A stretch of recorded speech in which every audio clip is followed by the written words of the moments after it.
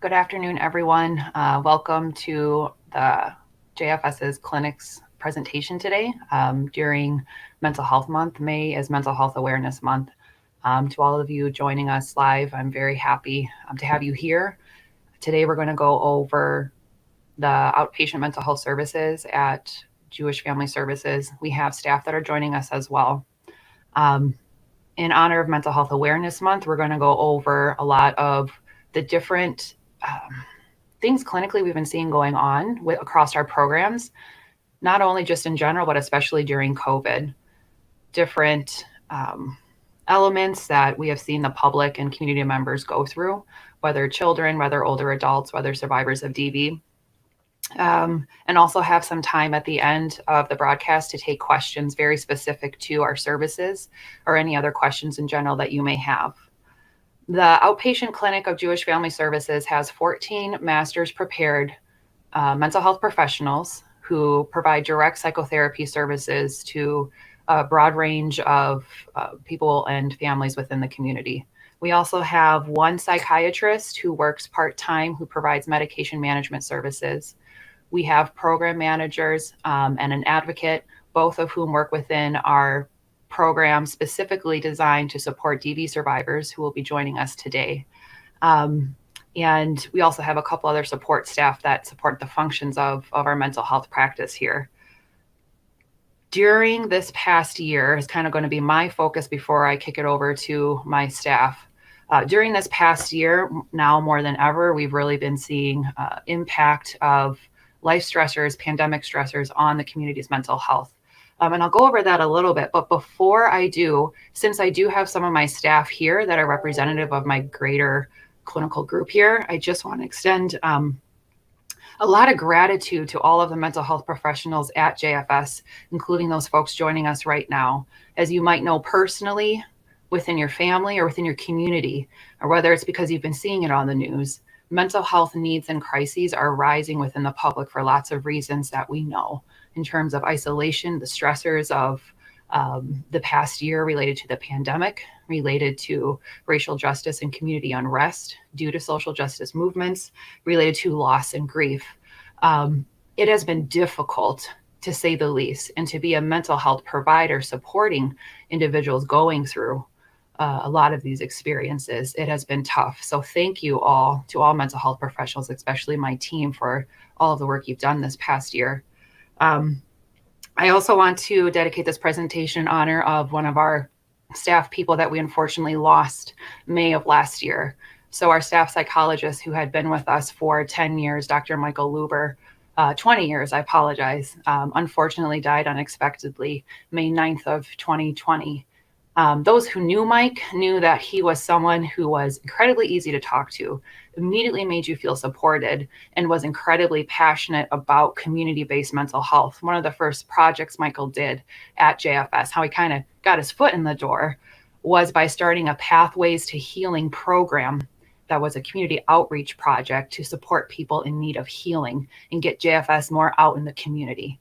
That is incredibly representative of the spirit of JFS's outpatient mental health clinic, and of all of the staff that are joining us today really embody that. And so this is in honor of Mike Luber's legacy today. So what we've been seeing this past year in the clinic, I want to go over some numbers basically. So typically in a year's time, so if we were to look at April 2019 until March 2020, when the pandemic broke out across the country and the world, we serve about 1,000 clients, 1,017 clients in that 12-month period. What we actually saw from April 2020 to March 2021 was a mild reduction in the volume of clients that we were serving. So even though our staffing maintained overall the same capacity, we served about 200 less clients in that 12-month period that just ended this past March. If you look at treatment frequency, duration, and the saturation of services needed, we served in the pre-pandemic year of April 2019 to March 2020, we provided 7,900 sessions, so nearly 7,900 sessions of therapy. During our pandemic year of April 2020 to March 2021, we provided 9,800 sessions, so a 24% increase in sessions.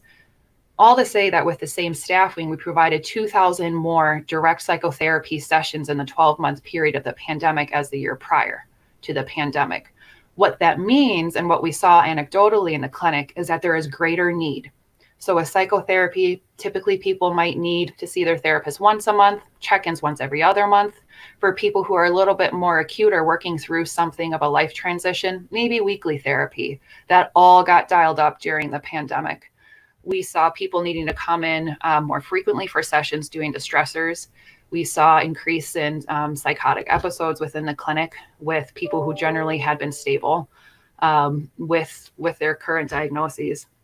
And we saw a lot more people coming in who are returning for therapy or first time in therapy due to the stress of what has occurred over the past year. So again, a slight decrease in clients, but a massive increase in sessions provided within our clinic with no staffing changes. Some of the themes that we have seen recur within the clinic include people struggling with death that have occurred of a loved one over the past year, people having latent or previously unexperienced or unprocessed emotions around grief and loss becoming more pronounced this past year, and the amplification of isolation really impacting people's bodies, emotions, and minds over the past year. What I mean by that can look like people numbing out a little bit more. And a lot of this I might be speaking to you or to your family members' experiences as well, not just what we've seen in here clinically. People numbing out a little bit more in combination with people becoming more reactive. So that's reactive in public, reactive while driving, reactive in their relationships with family members, with children and loved ones. We've all been tense and then numbing, or tense and stressed out and highly reactive, which is all understandable considering the circumstances. We're seeing that in the clinic as well. And before 10 minutes goes by fast. I really wish I could reach out to you more and tell you more. Before I give this over to Erin Heffernan, who is our child therapist and clinical supervisor of child therapists here at JFS. I just do want to extend to anyone listening, if you or a loved one does need help, whether it's just dealing with the transition and noticing some numbing, noticing your emotions don't quite feel the same, noticing higher reactivity, up to going through loss, death, going through trauma and violence, please reach out to the JFS Outpatient Mental Health Clinic. I would trust to place you with any of my therapists or a loved one that you have who is struggling within this clinic. With that, I will end, take questions later, and we'll hear from Erin Heffernan now.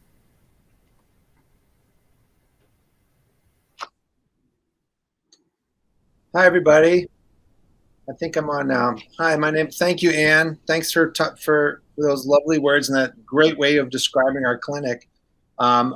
I am a child and family therapist here at JFS, and I can hear myself echoing. Maybe that'll go away soon.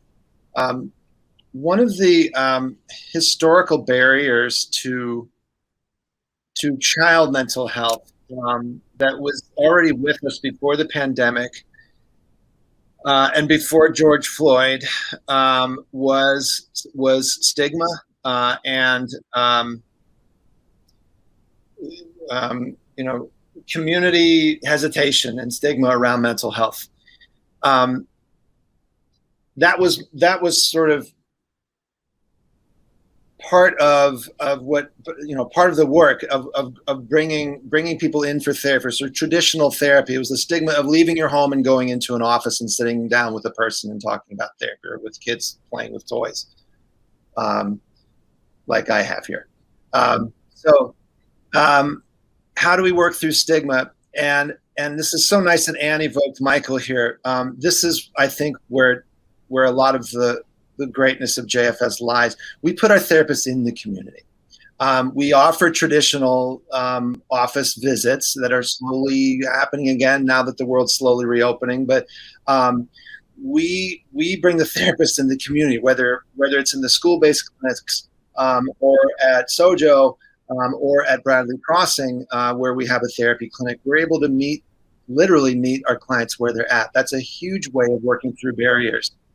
Another thing that makes it difficult for us, a barrier to mental health is trauma.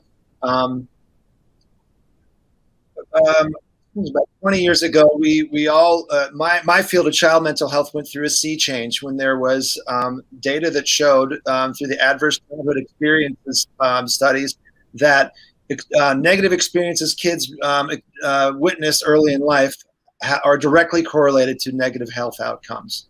And the number of adverse experiences a child gets leads to significant, complicated physical health issues down the road. So many of you have heard of this, the ACEs study. ACEs stands for Adverse Childhood Experiences, right? So the prevalence of childhood trauma, I think, was something our larger world was slowly waking up to. And one way of working through those barriers when we saw how widespread childhood trauma was. Well, fast forward to last year, what I have witnessed is how racialized trauma after George Floyd, as well as the COVID pandemic, have been a very unique adverse childhood experience for children. So with racialized trauma, some of the cultural barriers, understandable cultural barriers to mental health treatment for our African American kids that we serve, were being addressed because we could put therapists in schools, in the communities that where their teachers and supports are already, neighborhood schools where kids are walking and, yeah, I got math class and then I have therapy, was a great way that we were working through cultural barriers there. And then the world stopped and our agency had to shut down during COVID. COVID has been a very unique, very odd natural disaster that has been an odd, very unique adverse childhood experience. With COVID, it's not like a natural disaster like an earthquake where we have a hole in the ground that we can point to. For kids looking around, the world looks the same as it did before COVID. But we know it's not the same. With a natural disaster like an earthquake, there's typically a beginning, a middle, and an end. You can go to a different town and survive and then come back and see the physical aftermath. It's not the same with COVID. It's been this sort of ambiguous loss where the goalposts keep on moving. And children, the data is still coming out, and I think we've only begun to see the aftermath and the mental health for children during COVID, and of racialized trauma. And I don't know how much time I have left, but what I will say, what we did know early on is the impact of domestic violence, which went through the roof early on in COVID. Anxiety, depression, and substance abuse in adults was up 40% already in June of 2020.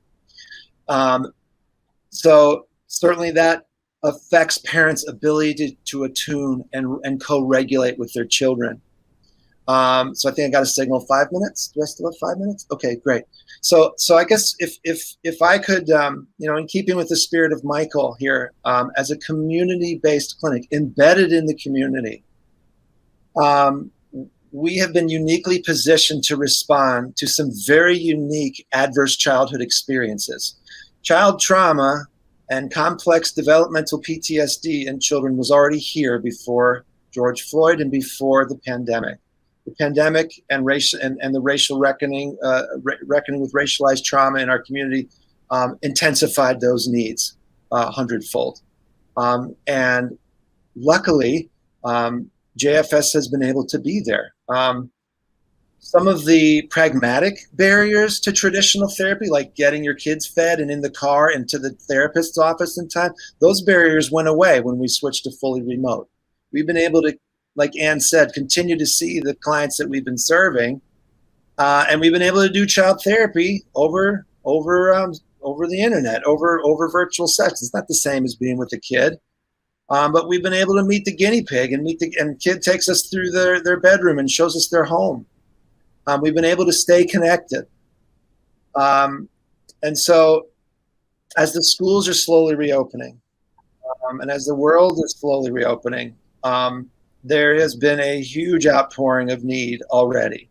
I've seen this in the teachers and the people who refer us for school-based therapy, and I think that we're lucky to be doing this work during this time. Our small community of mental health clinicians has stayed connected and has stayed collaborative and mutually supportive through our virtual network of mutual support during this time. But like Ann said, it hasn't been easy. It's been hard. The very thing that makes our work effective, which is connection and consistency and predictability, has been taken away, and was abruptly taken away when our agency had to close down. So we've had to improvise and find new ways of being predictable and steady and in this new routine. Well, we're now coming up on a new uncertainty, which is the world reopening. And I feel grateful that I was able to stay connected to so many of my clients during COVID as we're now approaching the next wave of uncertainty, which is, post-vaccination, schools reopening, and how kids' anxiety and depression is manifest now with the new questions that they have. Uncertainty drives strong emotion, and the way to regulate strong emotion is to be alongside a caring and patient, spacious person. We've been able to do that over the internet, and thankfully, slowly, safely doing that in person once again. So I could continue, but I think my time is probably up. So thank you for inviting me. Happy Mental Health Month, everybody. And I think I'm passing it to LaJewel now, my colleague LaJewel. No, my good colleague Jessica, who's going to talk more about late life counseling. Thanks for the invitation, everybody. Hi there, everyone. My name is Jessica Laughlin. I'm the Outreach Coordinator at Jewish Family Services. So today I'm going to be talking about some of the programs and services that are available for older adults within the community. Just a little background about myself. I also had the privilege of working as a psychotherapy clinical intern at Jewish Family Services, specifically in the late life counseling department. So I'm very educated and aware of the programs that we have at Jewish Family Services, and it makes me super excited to talk about them. I'm also a Master of Social Work student at the University of Milwaukee with an Applied Gerontology certificate. So I will be done in July. So with older adult programs being offered through Jewish Family Services, there's been such an expansion throughout the past year. To start, I do want to talk about late life counseling. So our late life counseling provides older adults with convenient access to mental health counseling services within their own home. Of course, during the pandemic, during quarantine, that was a bit of a challenge. However, with the booming rates in telehealth, these services were able to continue and be provided to older adults via video chat or over the telephone. So this is extremely beneficial for older adults who are unable to access outpatient services. Take away the pandemic in general, this is very beneficial for them since clinicians are able to go to the homes of these older adults. So some of the issues that are addressed consist of depression, anxiety, isolation, loss of loved ones, declining health, any financial worries, and etc.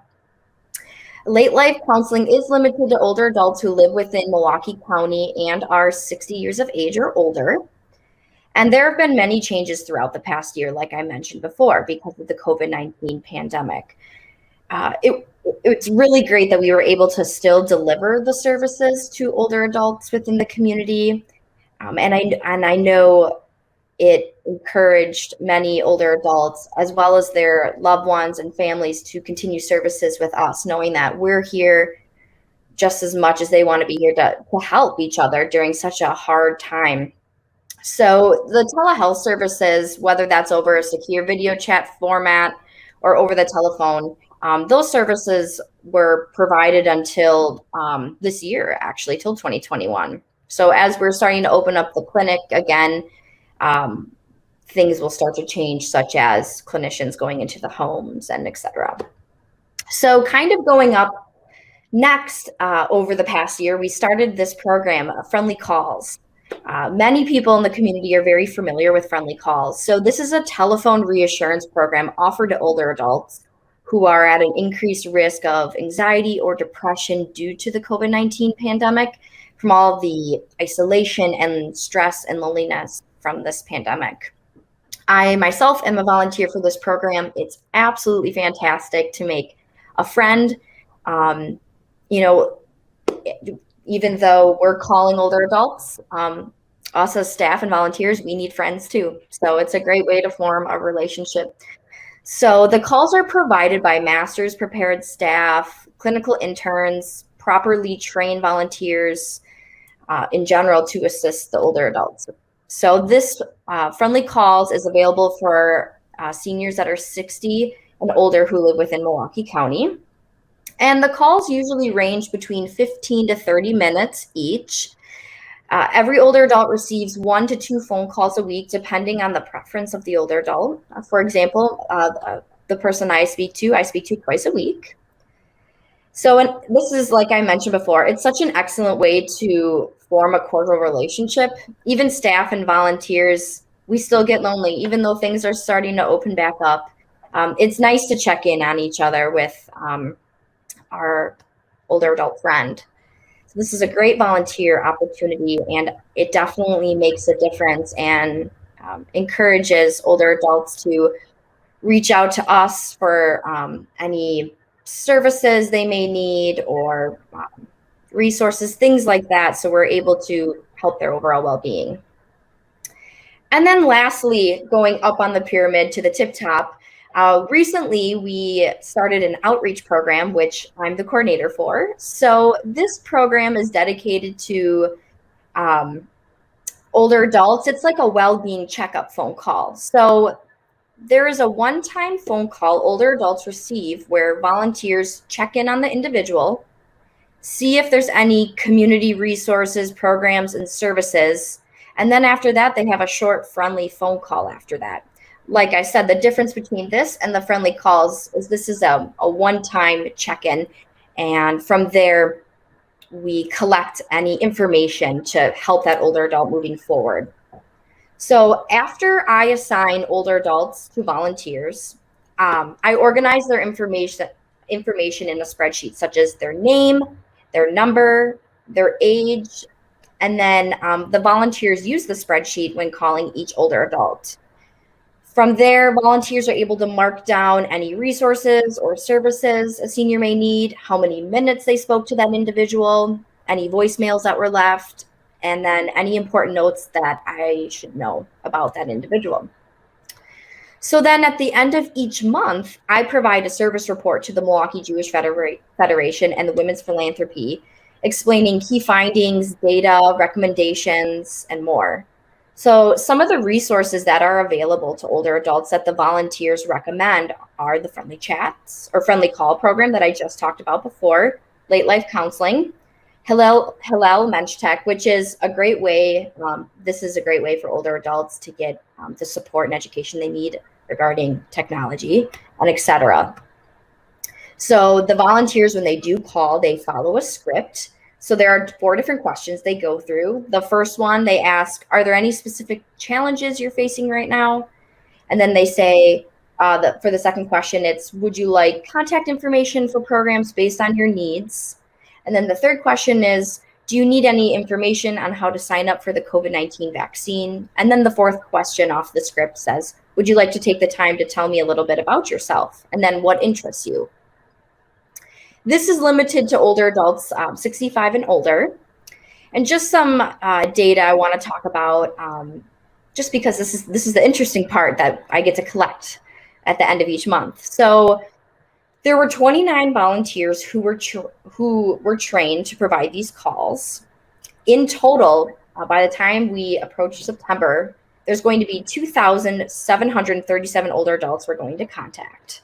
So far, volunteers as of the month of April have reached out to 649 older adults. Of course, that number will change as we finish the month of May. And we are finding that older adults are interested in the services such as the friendly calls or JCC senior programming at the Jewish Community Center. There are also many older adults that are doing very well. They were struggling in the beginning of the pandemic, but their loved ones, caretakers, pastors, neighbors, etc., have really helped them out to find resources within the community. The best part of all is volunteers have shared how thankful these individuals are for calling them. That's the whole point of the program, and it's absolutely great to be hearing that positive feedback. So I'm super excited to hear what other key findings we find after the month of May. And that right there is our pyramid of all the older adult services provided by Jewish Family Services. So next, I'm going to send this over to LaJewel, who's going to be giving a VOCA update. Thank you. Okay, I'm live. Thank you, Jessica. So hello, everybody.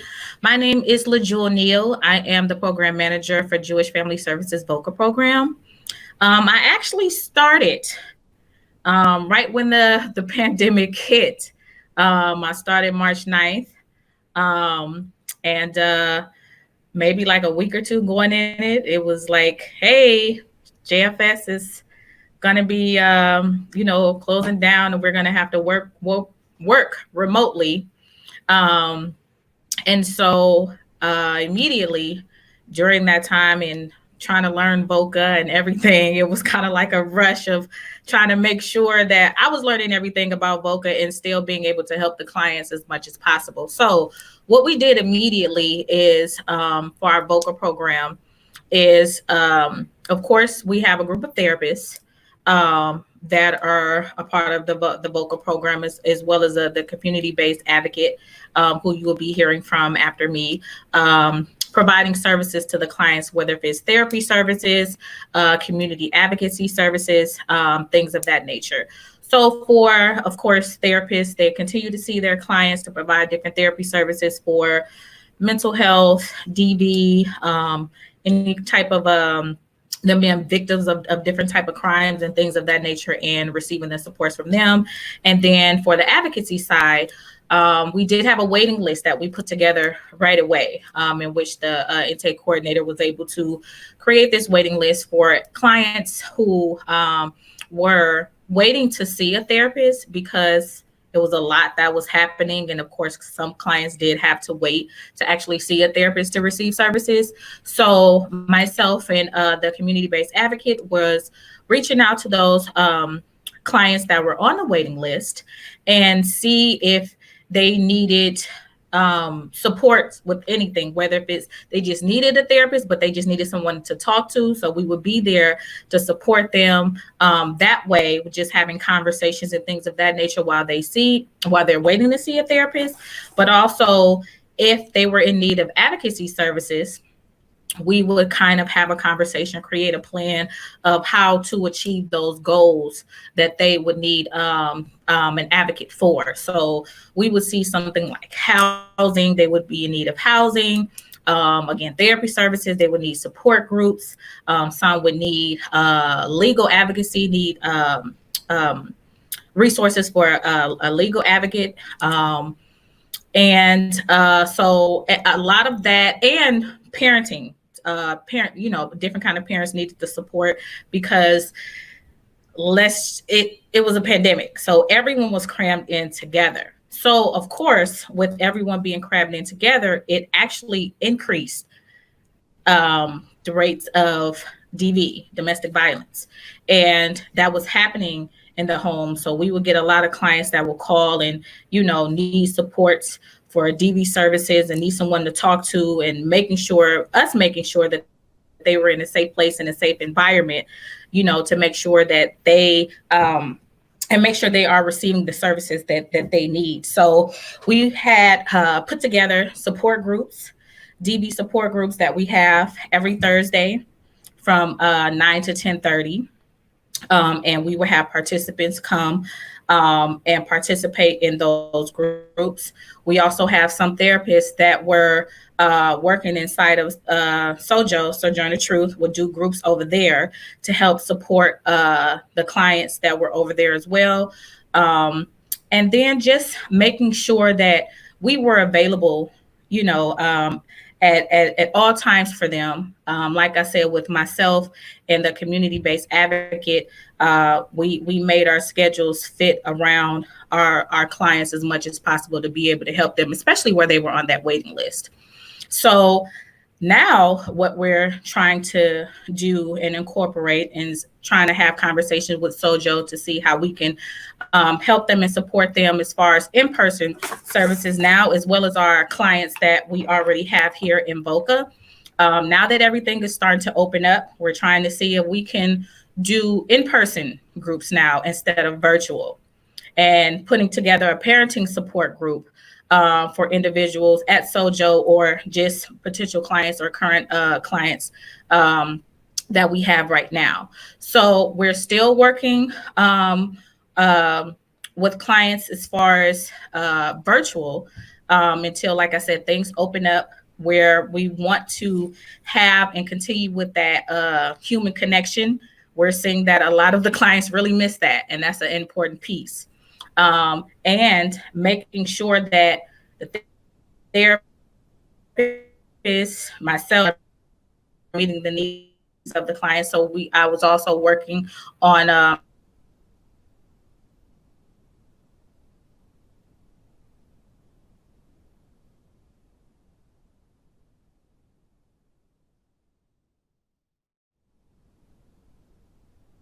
actually received a lot of feedback from those surveys of clients being satisfied with the services that they are receiving from the therapist, us as community advocates, them being able to reach their goals, even though we were in this pandemic.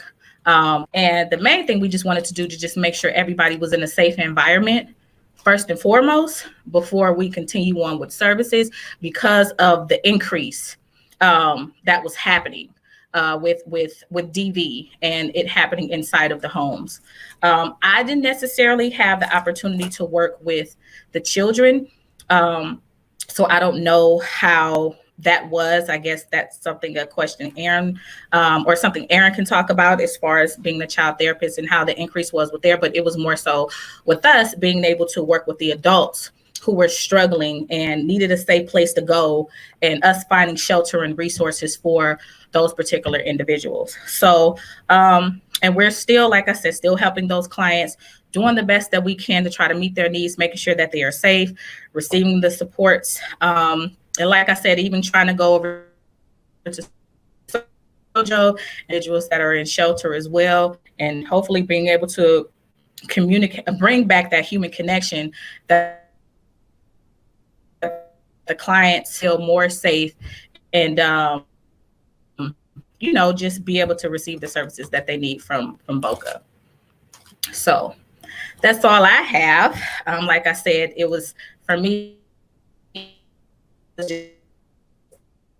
a lot of individuals who were dealing with the stress of the pandemic, we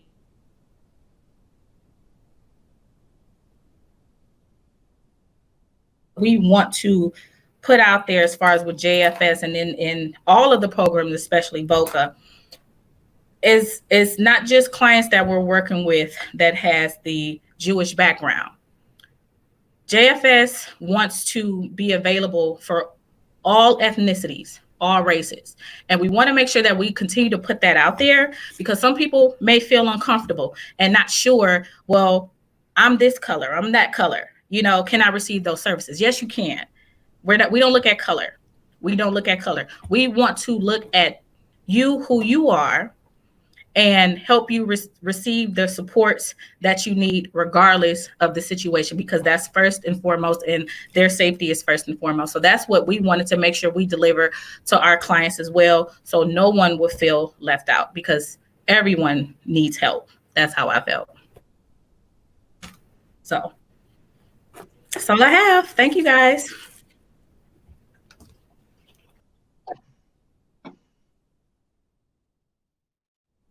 Hi, everyone. My name is Brianna West. I'm the community-based advocate here at JFS.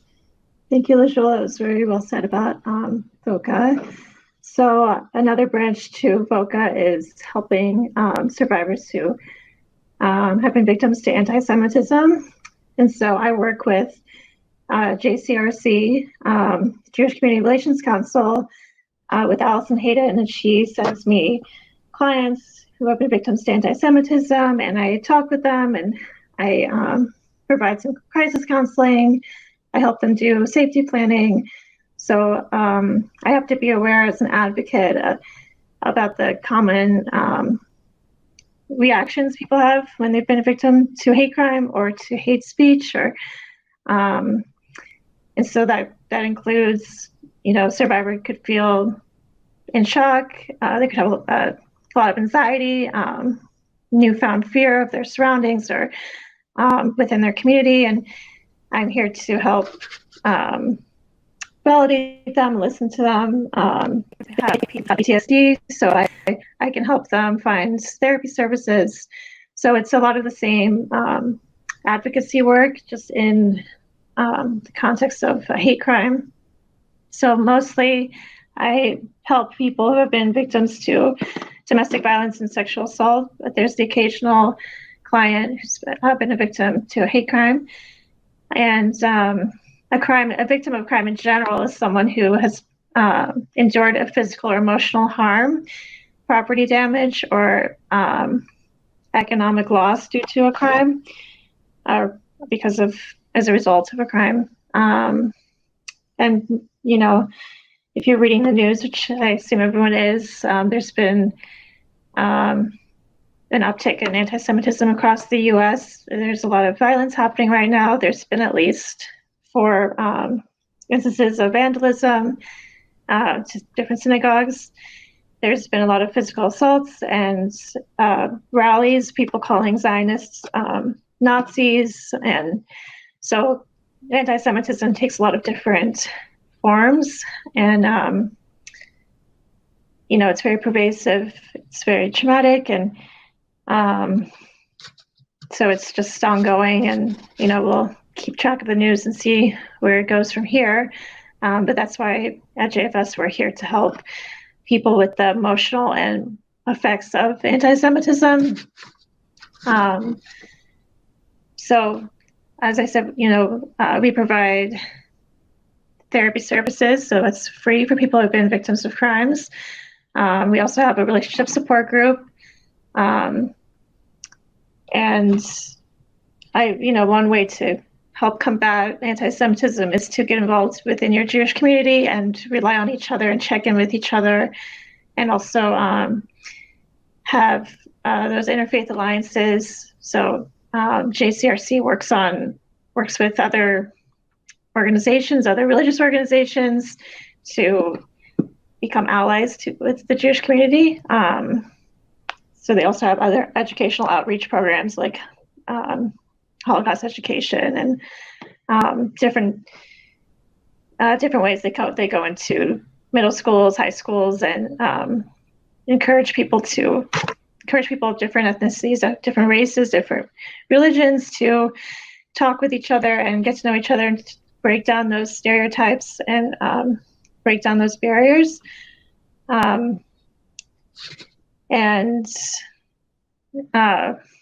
It's important work.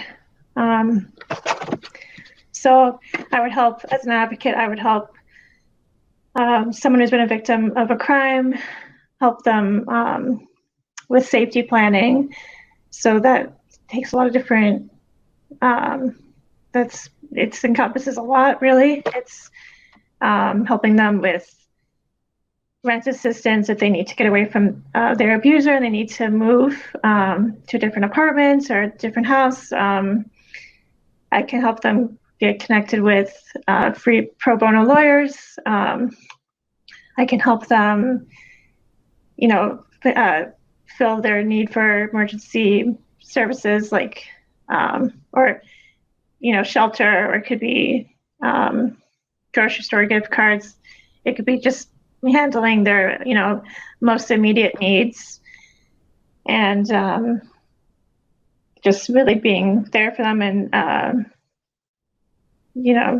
someone who's responsive, and because their situation is quite urgent.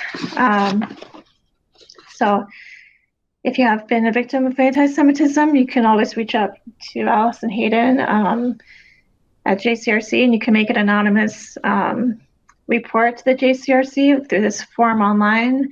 And that helps with their yearly audits. They've seen that in Wisconsin, anti-Semitism has doubled the last year, and they look at different criteria. So that could be hate speech on social media, vandalism, physical assault,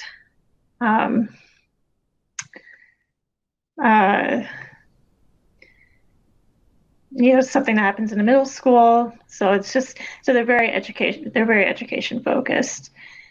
And so definitely, it's a violent time, an uncertain time, and we're here just to offer as much support as we can. Thank you for listening.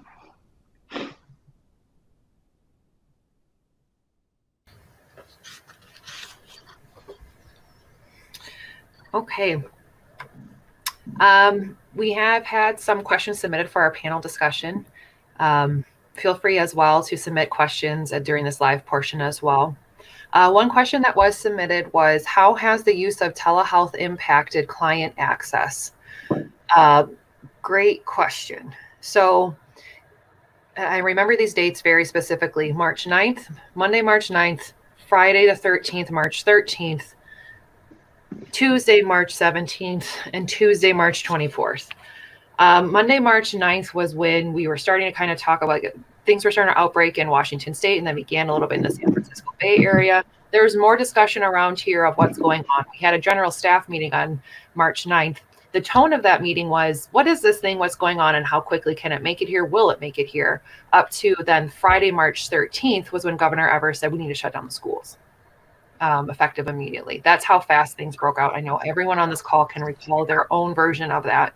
What that meant for the clinic was, over the weekend of the 14th and 15th of March, there was a lot of questions about how, with that decision to cut down public schools in the entire state, what was going to happen to our organization, specifically the clients we serve, if the agency had to close its doors. So the entire clinic pivoted very quickly, made personal decisions of safety, and professional decisions of access to services. And within a couple days, nearly the entire clinic, all of the staff moved into their home with the appropriate tech, checked out, and kept providing services without missing a day of work. So that was around March 17th, 18th of the following week, where people were starting to work remote, stay home, and continue with their scheduled clients during the time. I still, even saying that out loud, can't believe how remarkable that is. And it just happened smoothly. And again, that reflects very positively and is a good picture of our clinical team that we have here. Therapy services continued in that way over the telephone and remotely over teleconference platforms like Zoom, Doxy.me, Google Duo, all of that. And we developed a secure telehealth policy to manage and provide rapid training to what's the appropriate way to do telehealth, how to do secure telehealth, confidential telehealth, et cetera. And we do plan to continue with telehealth. Now that we are a year in, we see that it is convenient and will continue to be convenient for some clients that might have to miss an appointment due to a barrier of transportation or for other reasons. So for that answer, yes, that's what telehealth has been like, how we onboarded it, and we will be continuing with it to some capacity moving forward. All right, next question we have is for Aaron. What are the greatest obstacles to children accessing mental health service? That's a great question. It's like a perennial child mental health question that we were all coping with pre-COVID, and I think I may have alluded to this already. There's cultural stigma, and there is the sort of where we're at as an American culture, finally coming to grips with the prevalence of and widespreadness of child trauma. That was going on before COVID and before George Floyd.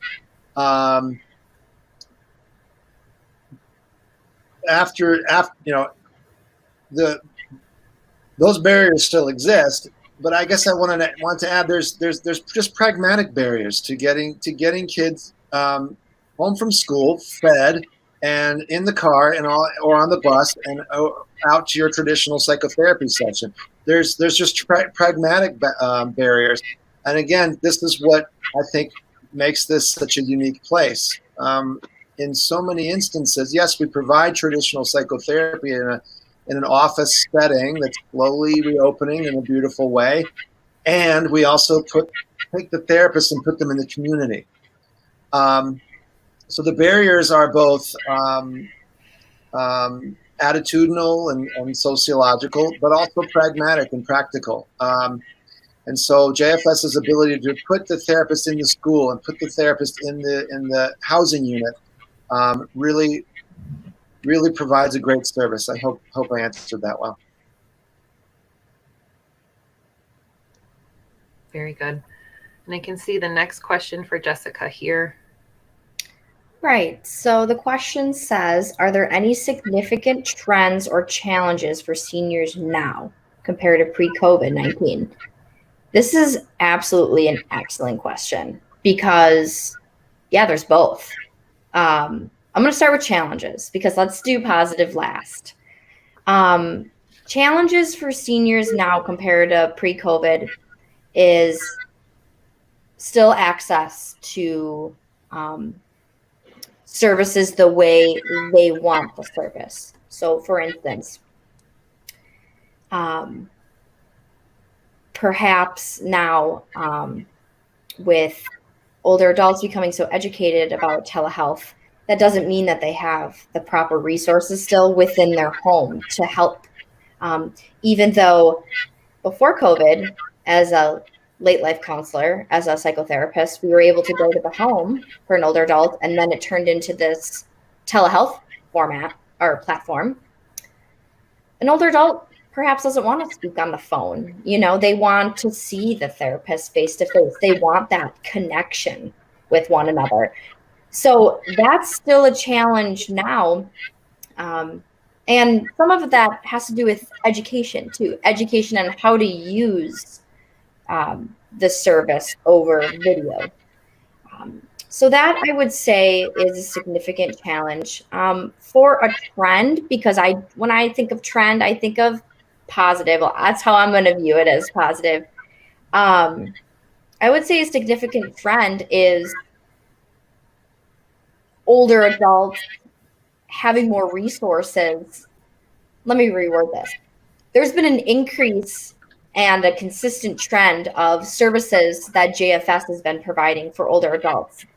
Last year, before the pandemic, we started off with, it's been a program, late life counseling, providing these therapeutic services to older adults. Well, since then, friendly calls. Well, then from there, outreach program. There's this continuous trend, especially as we approach the baby boomer era.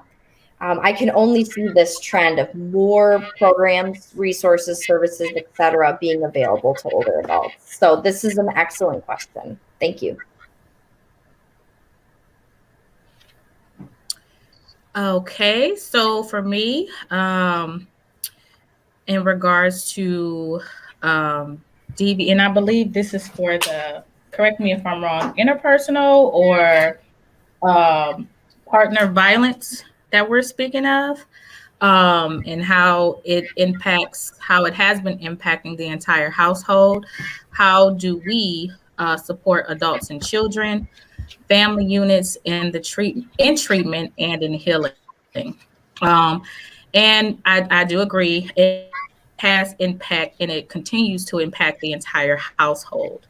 And so, and please excuse me because my internet is not working correctly. It's going in and out. So it looks like sometimes you guys can hear me, but sometimes you can't hear me. So I'll try to talk and answer the question, and hopefully you guys can get all the information without me glitching and going in and out. So I do apologize for that. Yep, I can hear you now. I'm good now? Okay, because I wasn't sure. On my end, it's kind of going in and out. Okay, so it has been impacting the entire household, and like a lot of the things that we have been doing with clients who have been calling and needing help is, like I said, is the support groups has really been helping with parents getting on, having that outlet, having that support system, even if they couldn't see a therapist and they're on that waiting list and they just need supports. What I've been doing, because I have experience in working with adults and providing parenting support groups, is being on the phone and providing support as much as I can and resources to parents on how on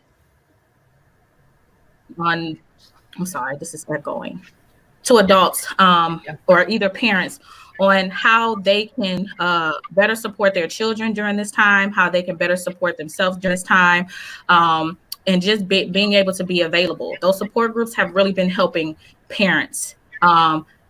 It's a weekly support group that we do. So it's something that's there on a consistent basis, and the consistency of them being able to join has really been helping them, and us providing from a psychoeducational approach when we do our DV support groups, and even talking to them one-on-one in regards to parenting and helping them with life skills and parenting skills and how to be able to listen to their children and getting a better response to their children, and the parents being able to, or the spouses being able to listen to one another, to help support one another and be there for one another during this difficult time. So to be able to work with them on a weekly basis, because sometimes they're not able to see their therapist, and sometimes the waiting list could be weeks or a month out. We make sure that we provide services on a weekly basis, whether if it's the support groups or whether if it's on the phone and they're calling, to be able to give them the resources they need to be able to support them on a consistent basis.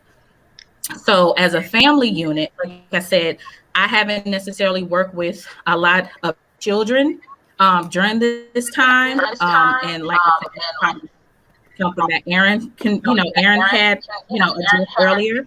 But the adults that I work with is just basically being able to provide the life skills, the parenting skills, and how to be able to help and support their children better during this process, during this difficult time, and to be able to give the supports to the parents or the adults that they need on a weekly basis. And it seems to be helping them because it's an extra outlet for them.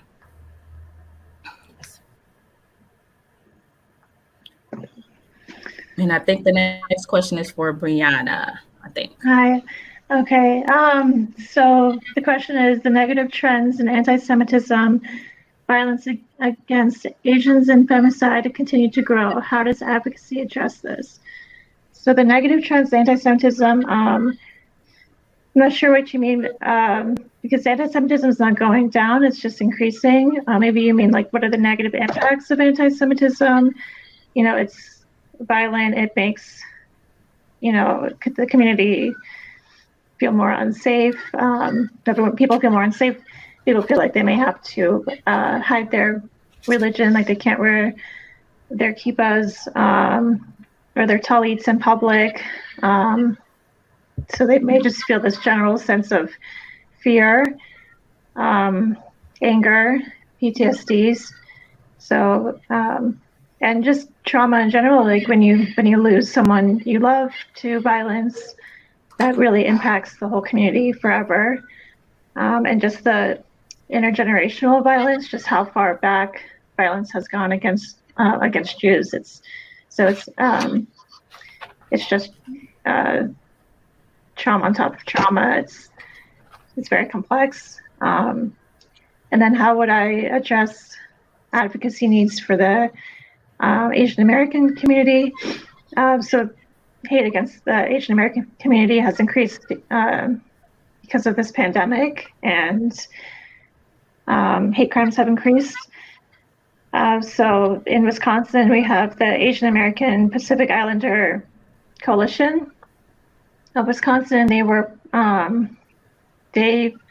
established in response to the hate during the pandemic, and of course, I would help the client any way that I can, and we aim for our advocacy services to be culturally sensitive, and we would, provide that therapy service and that safety planning, crisis counseling. But I would probably also refer the client to AAPI Coalition of Wisconsin, just because it's aimed towards the Asian community, and they have a lot of different resources there. They have pro bono legal resources. They have social events. They don't call it a crisis line, but it's a phone number that you can call to just talk and vent and get emotional support. So they have different virtual events. So it's definitely trying to bring the community together, and so that people can have as much support as they can get, and it's to boost morale and boost resiliency. So that's part of my job, is to refer people to the best resources out there. That's how I would address that. Good. All right, and it looks like I have the last question, and kind of segue from Brianna's question as well. How do we address femicide? And then also the final question before we go today: what sets JFS practice apart from other community practices? So in Milwaukee, in the year of 2020, there was 50 domestic violence related deaths in Milwaukee County. That was a 79% increase from 2019 and a 400% increase from 2018. How does our practice address that? And how does our practice maybe is set apart a little bit from other practices? So I can say, when we are working with a DV survivor who is in a high lethality case or situation, we pivot fast. And that is integral to how a lot of people at JFS and our outpatient mental health practice work. If you reach out and you say that I'm in a high lethal situation, you tell your therapist, you tell your advocate, we're going to get you emergency shelter right away in a hotel. We're going to try to problem solve and safety plan with you and get you resources immediately. We're going to wait. We're going to stay a little bit late, and we're going to make sure you're safe. And safety in a lot of ways, not just within these DV high lethality cases that we have within the clinic.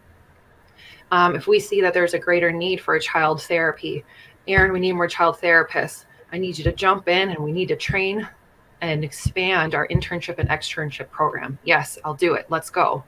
LaJewel and Brianna, we need to do groups. How can we help? We have this wait list. Can you support? Yes, let's go and do this.